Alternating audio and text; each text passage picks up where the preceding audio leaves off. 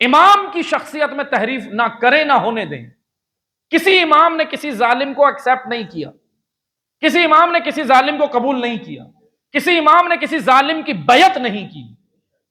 امام بیعت کرنے نہیں آتا، بیعت لینے آتا۔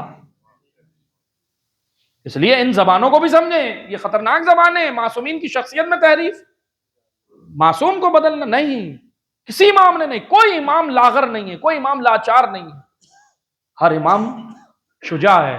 اگر شجاع نہیں ہوتے تو انہیں امامت ہی نہیں ملتی۔ امامت کے درجے کے لیے 2 شرطیں اللہ نے رکھی ہیں، شجاعت، علم۔ امامت کے لیے 2 بنیادی شرطیں ہیں، باقی سب نیچے اور بھی ہیں، مگر 2 بنیادی چیزیں، شجاعت اور علم۔ علم میں سب سے زیادہ ہو، شجاع بھی ہو، کیونکہ بزدل کبھی بھی امام نہیں بنتا۔ 7ویں امام کے پاس تاریخ کہہ رہی ہے کہ 3 چیزیں 7ویں امام اپنے کمرے میں رکھتے تھے، اپنے حجرے میں۔ 3 چیزیں سنیں گے کیا؟ ایک قرآن، قرآن سے دیکھیں کتنا لگاؤ ہے اہل بیت۔ ایک قرآن، دوسری تلوار، اور تیسرا سخت لباس، جنگی لباس۔ آپ مجھے بتائیں کیا سمجھایا ائمہ کو؟ معذرت کے ساتھ، معاذ اللہ، کمزور تھے، لاچار تھے، بےکس تھے؟ نہیں، اللہ نے انہیں چارہ ساز بنایا۔